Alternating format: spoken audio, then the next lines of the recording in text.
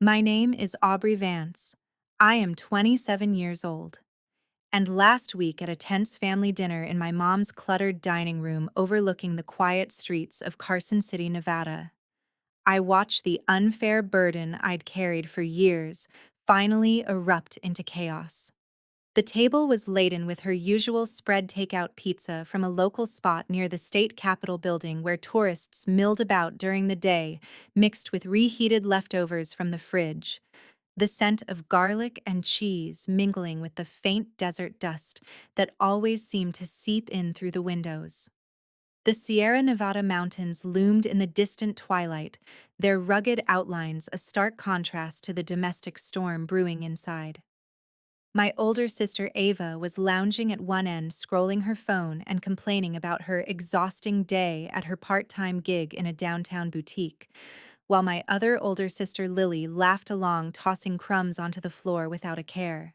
Uncle Harold, my mom's brother, who lived just a few blocks away in an old Victorian near the historic district, and often dropped by to mooch meals while echoing her excuses, nodded approvingly at their stories. I was there too, having just come from my shift at the coffee shop near Western Nevada College, my hands still raw from scrubbing counters, when Ava glanced up with her typical smirk and said, "So, Aubrey, you gonna clean up this mess like always? Or are you too busy playing adult?"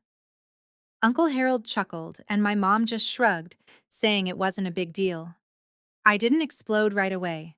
Instead, I set down my slice and stated firmly, "Actually, I'm done being the only one who does everything around here." The room went still, Ava's laugh dying, Lily's eyes widening, and my mom's fork pausing mid-air.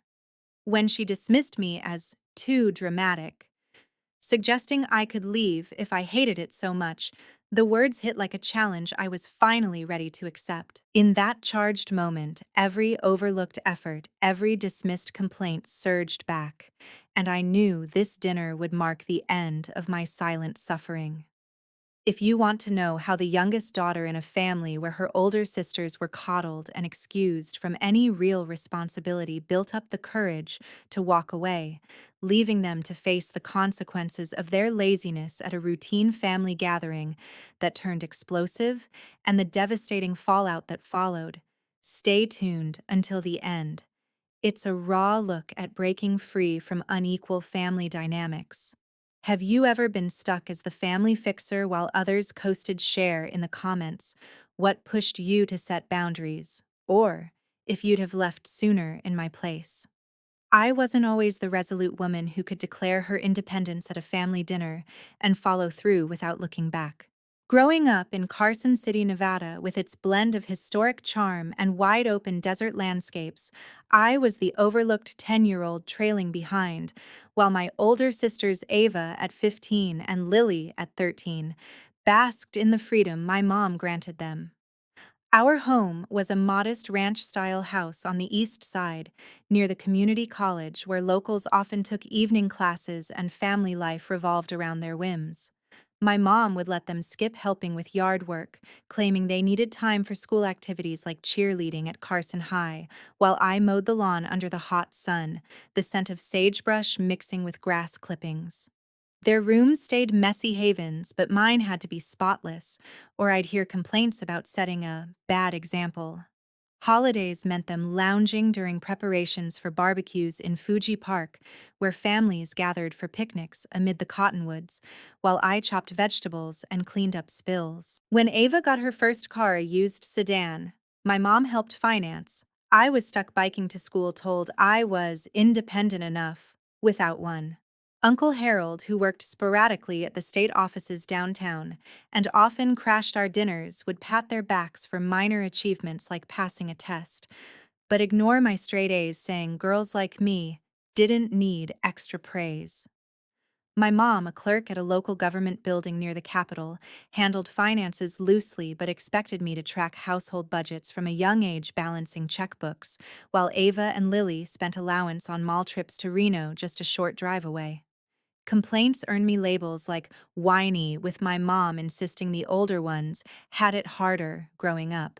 By my teens, I internalized it, stopping asks for equality, and instead taking on more grocery runs to the farmer's market on C Street Laundry, for everyone even fixing minor home repairs learned from online videos because Uncle Harold promised, but never showed. Each oversight built resentment but also resilience.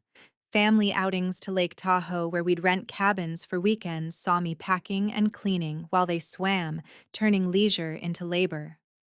Uncle Harold's enabling jokes, like calling me the house elf, stung, reinforcing the hierarchy where Ava and Lily were the stars, my mom, the indulgent director, and I, the unseen crew.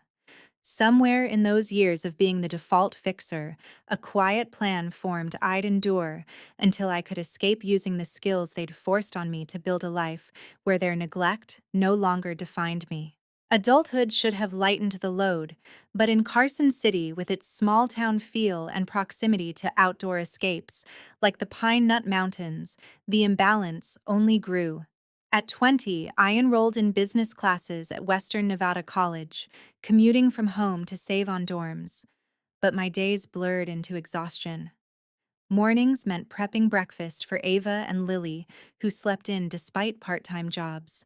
Ava at a boutique near the Nevada State Museum. Lily at a cafe downtown, while I attended lectures on accounting. Afternoons, I'd work shifts at a local coffee shop in the historic district serving tourists, exploring the Kit Carson Trail, then rush home to handle dinners, bills, and messes. The house always looked like a whirlwind, hit takeout containers from nearby diners piled in the sink, clothes strewn across the living room with views of the Capitol Dome in the distance.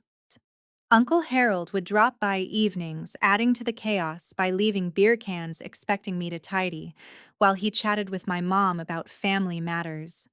When I'd suggest sharing tasks, my mom dismissed it. Ava and Lily are busy building their lives. You're so capable, Aubrey. You manage just fine. It echoed childhood excuses, but now with adult stakes like paying utilities on time to avoid shutoffs in Nevada's harsh winters. I tracked everything: rent for our house near the community center, groceries from the supermarket on South Carson Street, even scheduling repairs for the leaky roof. Ava and Lily contributed, minimally blowing paychecks on nights out in Reno's casinos, while I saved scraps for tuition. One evening, after a grueling day, balancing group projects and serving demanding customers, I came home to overflowing trash and unpaid notices, electricity overdue by $100, internet threatening cutoff. They lounged watching TV, Uncle Harold joining with snacks, ignoring the pile. My pleas for help earned eye rolls. "You're overreacting," Ava said, Lily giggling. The pattern wore me down but fueled determination. Weekends meant me cleaning while they hiked in nearby Ash Canyon, turning my free time into servitude. Deep down, the unfairness shifted from pain to purpose. I'd use my organizational skills for myself, planning an exit that would expose how much they relied on my unseen labor. The breaking point wasn't a grand occasion, but built over years until it culminated at that family dinner where the desert air carried hints of pine from the nearby hills. I'd spent the day at college crunching numbers in a finance class, then hustled through a busy shift at the coffee shop, dealing with regulars from the state legislature buildings. By evening, my feet throbbed, my mind buzzed, and all I craved was rest. Opening the door to our home, the mess assaulted me. Pizza boxes, scattered soda spills, sticky on the wooden table my mom cherished from her parents, crumbs ground into the carpet overlooking the quiet neighborhood street. Laughter echoed from the living room, Ava recounting her stressful boutique drama, Lily adding quips, Uncle Harold bellowing laughs while nursing a drink. No one had lifted a finger. Bills I usually sorted lay untouched, including a rent reminder hinting at late fees of $50. I dropped my bag, the thud barely registering over their chatter, and stepped on a discarded napkin. "Can we talk?" I said, voice steady despite fatigue. They glanced up irritably. "About what?" Ava snapped. I gestured around. "This! I just got home and it's a disaster. Who's cleaning it?" Shrugs followed. "Not me." Lily said, I had a long shift. Uncle Harold chuckled. Let the pro handle it, Aubrey. You're the expert. My mom entered from the kitchen, wiping hands on a dish towel, despite no cooking evident. What's the issue now? I laid it out factually: schoolwork, then home, to chores, bills. Everything while they did nothing. You enable it, Mom. When I speak up, I'm too sensitive. She frowned. You're the youngest, but so responsible. Set an example. Example of what being exploited. I grabbed a notepad, sketching a chore grid: dishes, trash, floors, bills. We divide this fairly. No more free rides. Groans erupted. Dramatic as always, Ava said. Uncle Harold added, kids these days, back in my time, we helped without charts. My mom crossed arms. They have activities. You're capable of burnout. If they could leave messes, they could clean them. Her eye roll sealed it. Calm down, it's nothing. Nothing my life reduced to that. Then came the line, if you hate it, leave. Clarity hit. No more threats. That dismissal transformed from weapon to opportunity. While they resumed chatting, dismissing my scene, I retreated to my room, heart racing but resolved. The space was cramped, wedged between Ava's and Lily's messy domains, with views of the neighborhood's twinkling lights toward the Capitol. Shutting the door, I let the idea solidify: leave, now, not someday. It terrified, yet liberated. I texted Taylor Moss, my coworker at the coffee shop who'd listened to my vents during slow shifts near the historic railway museum. Insane question, help me move out tonight. She replied instantly. Finally, what's the plan? Spilling the confrontation, I felt supported. Taylor, living in a shared apartment downtown, knew affordable spots from her own escape.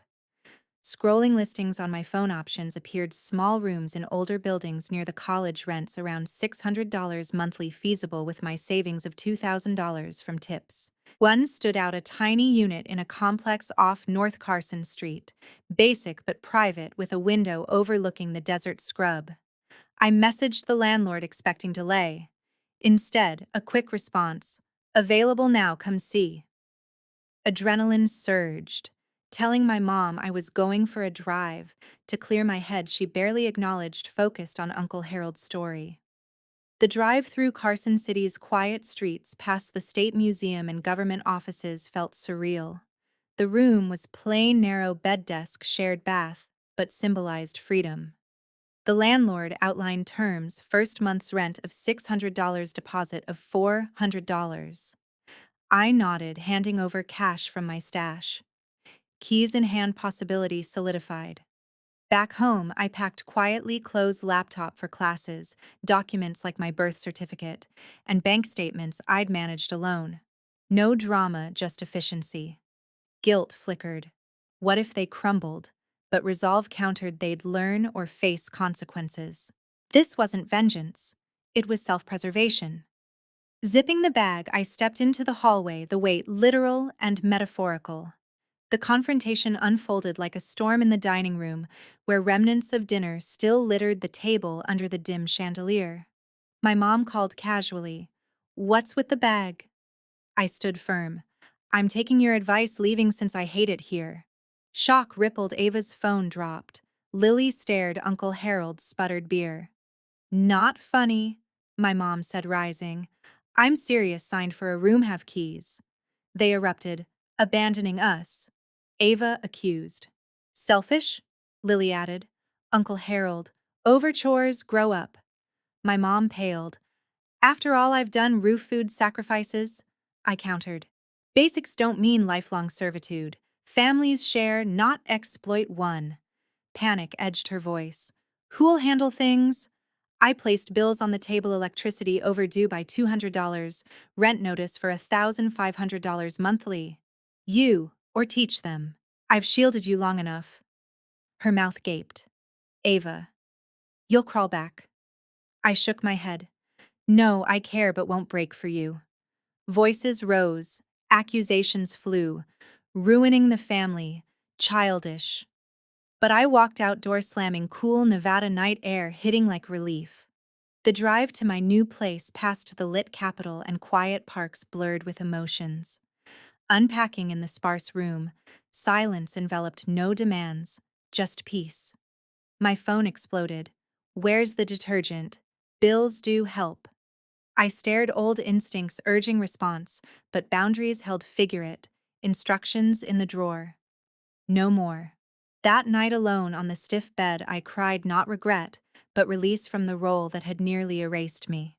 The aftermath hit swiftly, exposing their dependence in raw, escalating waves. In my new room, with its view of the nearby hills where locals hiked on weekends the first days, brought disorienting freedom. No morning rushes to prepare breakfasts, no evening scrubbing after others. I focused on classes at Western Nevada College, studying business management in the library overlooking the campus quad, and picked up extra shifts at the coffee shop serving state workers during lunch rushes. But my phone became a battlefield: missed calls, texts, pleading for fixes. Internet down, password, trash overflowing, when's pickup? I responded sparingly: router reset, unplug 30 seconds, schedule on calendar. Taylor dropping by with housewarming takeout from a nearby taco stand encouraged. They're capable. Let them flail. By day 3, urgency mounted. Power company called overdue by $300. My mom's voicemails turned frantic. We need you. Everything's falling apart. Guilt tugged, but I held. Set up payments. Bank's app instructions in folder. Their attempts faltered: laundry, shrunk fridge, molded arguments audible in background calls. A week in, my ex-boyfriend Derek, whom I'd dated briefly last year, and who still hung around family events at Uncle Harold's, insistence texted, heard you left, stupid move, come back, they're struggling. His pressure added twist, reminiscing good times, to guilt me, but I blocked him, realizing he'd always sided with their laziness. Messages evolved: less blame, more desperation. Rent late by $500, landlord threatened eviction. Chaos peaked, Uncle Harold's enabling backfired when he tried helping but botched bills, adding late fees of $100. My mom admitted in a late-night call, didn't realize your load, but pleas for return followed. Just help this once. I refused. Learn or hire aid. Boundaries firm, their world unraveled without my scaffold. Punishment arrived concretely, a direct result of their inaction and reliance on my labor. Without me managing finances, the rent delay snowballed. Landlord issued a formal eviction notice after 2 weeks, demanding the full $1,500 plus penalties of $200. My mom, stressed from juggling her clerk job at the state building with sudden household demands, missed shifts, leading to warnings and eventual demotion, slashing her income by $300 monthly. Ava, accustomed to coasting, flunked her boutique sales quotas amid distractions, getting fired after a customer complaint went unaddressed. She spiraled into debt of $1,000 from unchecked spending. Lily, who'd skipped responsibilities, failed community college classes at Western Nevada, losing her scholarship worth $2,000 yearly, forcing her to drop out and take menial work at a fast food joint near the highway.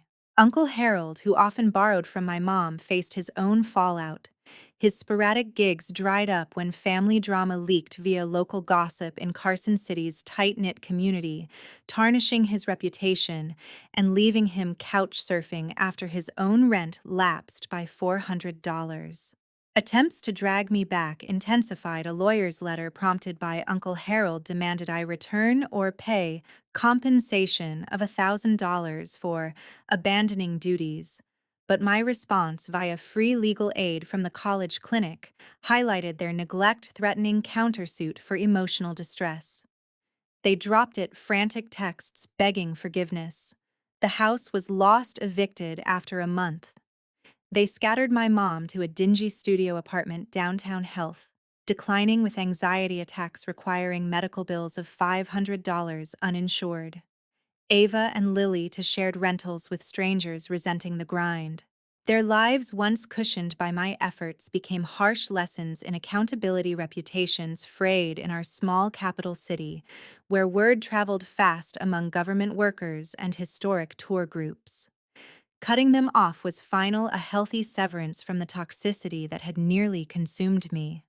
No more visits, no financial aid, no emergency interventions. Blocked numbers ensured silence, even when Derek tried relaying pleas through mutual acquaintances in Carson City's outdoor clubs.